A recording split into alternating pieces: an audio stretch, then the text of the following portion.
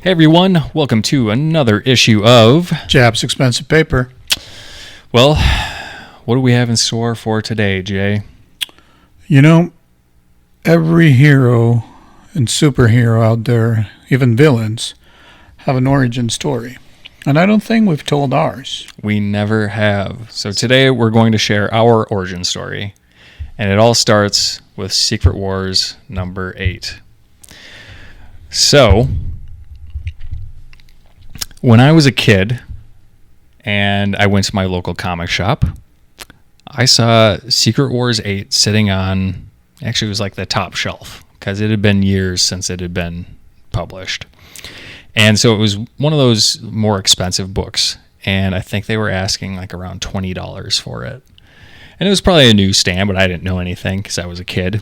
But I just had this visceral reaction to the cover. I was just like, whoa. What is going on with Spider-Man? What is that black suit? It looked so cool. And I think you had a similar reaction. I did, except that mine was actually when I went to my local newsstand. It was still a newsstand. And I actually picked this off of the shelf for cover price, which in pesos probably was around 10 pesos, around $1 or something like that. But I could not believe that what I thought was Spider-Man looks so dang cool. 252 had not come out in Mexico, so there was not that whole debate. And I just remember, like, what is going on with Spidey? I gotta know. I gotta get that book. Mind you, I already had the previous issues of Secret Wars because I was collecting back then. But, yeah, it was that similar reaction as to what is going on with Spider-Man here. Yeah. And unfortunately, I never knew. I never found out until, I was much older because at that time I didn't have the money to spend on a single comic book. So I collected other comics, but I always wanted this specific issue. So this ended up being a personal holy grail for me. And, we had been friends for a while. We had gone to a couple of Comic-Cons here in the Twin Cities. And I remember, we went to that one that was before the pandemic, and you got to meet Mike Zeck. I had met him before out in San Diego, at the San Diego Comic-Con. And so he was there. He had some of his, art, which obviously completely out of my price range. But he had some prints, and he had this print, and he had Kraven's Last Hunt. So I remember buying them and having him sign them. And I just remember that excitement of seeing that again, this cover, seeing it on print and seeing it again, just reigniting that passion. Because growing up, again, I did collect comic books. I didn't have every single issue of every single magazine out there, but I did have quite a few. I think I had probably between 300 and 400 comic books. But when I moved to the U.S., I had to leave them at home, and my mom threw them all away. So that kind of put me off a little bit, and I just went back to not collecting the individual books. Because that had left a bad taste in my mouth, but just buying trade paperbacks and graphic novels and that kind of thing. And that's how I stayed in touch with the heroes I grew up admiring and still loved. But just the books weren't doing it for me. But again, when we saw Mike Zeck in the flesh, and he had that passion was reignited. Mm-hmm. Yeah. And then it ended up being... Well, we went through the pandemic, so there really weren't any conventions going on. And then I think it was maybe 2022 was like the first one that we went to. And maybe 2023. It was somewhere around there. Or was it 21? I think it was 21. Okay. It was 21.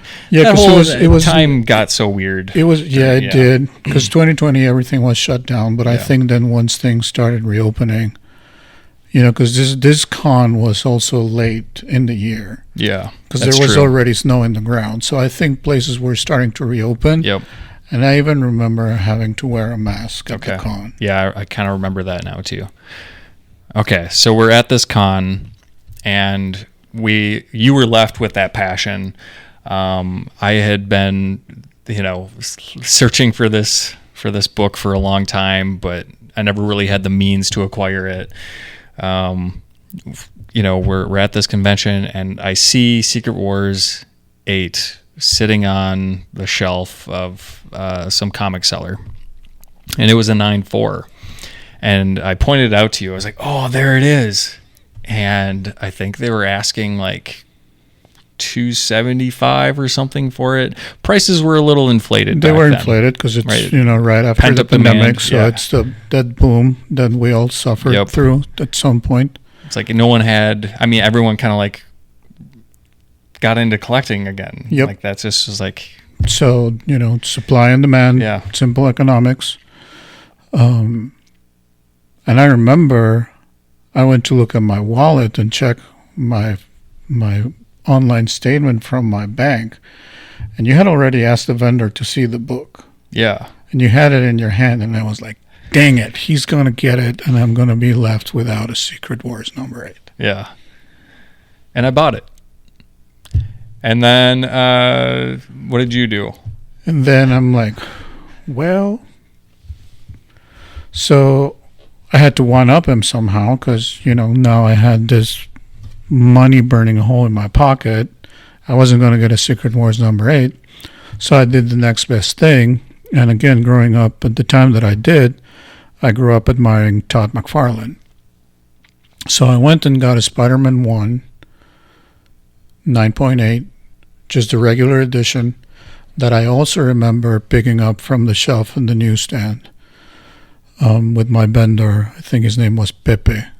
I clearly remember that. And I was amazed by how McFarlane actually made Spider-Man look like a spider. Oh, yeah. All the way he contorted and the spaghetti webs and all that. Yeah. So having to one-up you, I went and got a 9.8 Spider-Man 1. Mm-hmm. I was like, that's cool, dude. Glad you got that.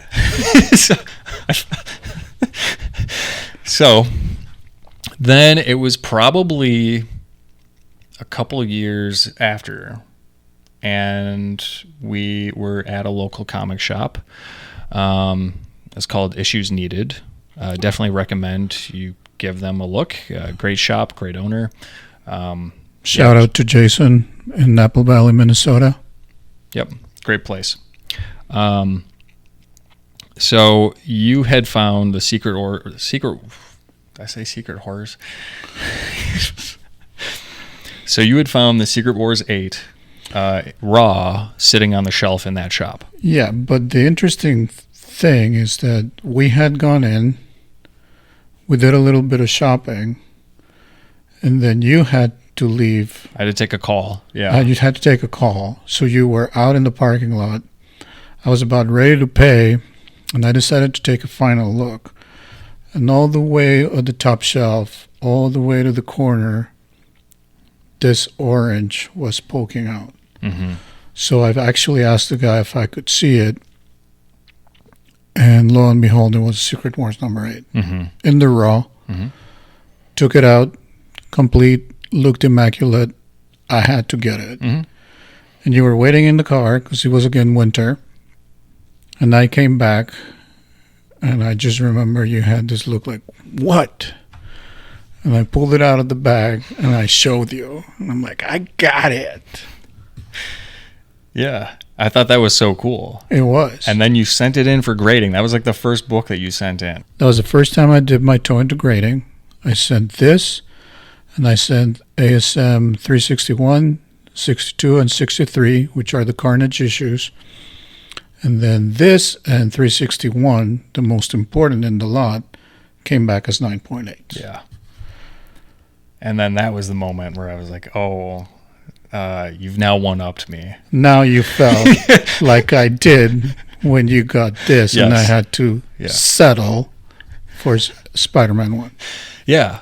So then that started my hunt because, well, I need a 9.82 in what is my favorite cover of all time. So that ended up being my journey of looking for a 9.8, and it ultimately ended up being the first time I did like a trade-in to get this book. So ended up being in the exact same shop, Issues Needed, where you got your 9.8 from. They had this slabbed 9.8 with the matching custom label that you got on yours. Yep. So now we have complete twin books from the same location, which is really cool to me, just to have that being part of our story. So I just wanted to share too, like, what I ended up trading in to get this book at that time, because I think it's interesting. Yeah, I think you traded the 9.4 for sure. I traded the 9.4 because it's like, well, I don't need that anymore. So I also traded in, and I'll put these up on the screen. I did Daredevil 295. The grade was a 9.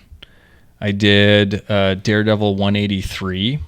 The grade was a 9.4. This is the one where Punisher shoots Daredevil on the cover. Yep. Yeah. And then let's see here. I did TMNT 22. This was an IDW Publishing variant, which was a 9.4. And then I did the Amazing Spider-Man Annual, the number 21, the wedding issue. That was a 9.6. I did Civil War number 1 as a 9.6. And I did Buffy the Vampire Slayer number 1, which was a 9.8. I did Amazing Spider-Man 300, and that was a 9.8, but that was the foil variant, so don't flip out. And then I did TMNT versus Street Fighter, which, let's see, that was number 1. That was a 9.8, and that was a really cool, like, Leo fighting, I think, Ryu on that. I can't remember, but you'll see it on the screen. I kind of missed that issue. And then Superman 43, it was a 9.6, and that was the bombshell variant. So I traded in all those books to go from my 9.4 to that 9.8. I'm happy I did it. I felt like a lot of those books I just kind of picked up over time. I didn't really have a lot of sentimental value to, but be curious to hear what anyone thinks if I was just like completely stupid for trading in those amount of books and what they were. Maybe they're worth a little bit more now than where the market was back then. There's so many variables that go into it, but it is worth noting though that even though these were slabbed and graded, a bunch of them came from Whatnot. So actually some good that came out of the app is that you got them for cheap. Yeah. Yep. I definitely got the majority of these issues that I traded in for below fair market value. So when I went to go trade in, obviously there's that overhead that the comic shop needs so that they can keep their employees paid and pay the bills, keep the lights on. So there's always going to be that element to it. But I also, do understand too, there's a convenience to that. Absolutely. Because otherwise I would have had to list all of those on eBay, and who knows how long that would have taken for those books to sell, especially if they're not in high demand. And then you got to pay the eBay fees, and you got to ship. Right. And, it's just... It can be... The time is more. It's not the same as showing up at the shop and saying, I got these books. Would you trade it? Yeah.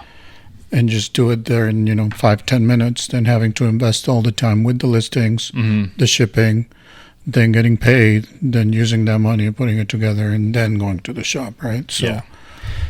So I'm happy with it, especially because it's a twin with yours. So it's worth it. Yeah. I'm usually, as you know, like I'm pretty fiscally conservative. Frugal. Yeah. So it takes a lot, but yeah, when things tug at that the heartstring and the nostalgia, it just gets me. So yeah.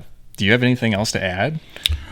No, I think that's if nothing is the moral of the story, aside from our origin stories, that was the only good thing about Whatnot, because we've all been there. And you buy one slab and it's for fair market value, and now you have free shipping, so you have to buy another slab. Yeah. And so in this case, that actually served the purpose, because you paid below fair market value. You did have free shipping in some of those. And even though you didn't get the value of the book themselves, you were already not in for the full amount of the book. Mm-hmm. So the trade that you got in return was probably closer to what you paid than the value of the book. Yeah. Yep. And you also have to think too, like some of those books, they're not going to appreciate over time. Like No. I think this one will. So I might be ahead maybe 10 years from now. Who knows? I'm not really worried about it. I'm always going to keep this one in my collection. So, yeah, that's our origin story. So I hope that was interesting, and we'd be really curious to hear your origin story in the comments below. So let us know, what was the book that just got you into this hobby or reignited it for you? We'd be really curious to hear what that is. Yeah, and what is, if you had it and had to sell it, or your mom threw it away. By the way, no hate to my mom. She did what most moms would do. Just cleaning the house, man. She was cleaning, and I was out of the house in a different country, so... That's on you. But, have you acquired it again? Do you still have it from when you were a kid? Let us know. We'd love to read about what got you into the hobby and keeps you in the hobby. All right. So thanks for sticking around until the end. If you are new here, please consider subscribing to our channel. We'd love to grow our community. But until next time, keep flipping those pages. We'll see you on the next issue.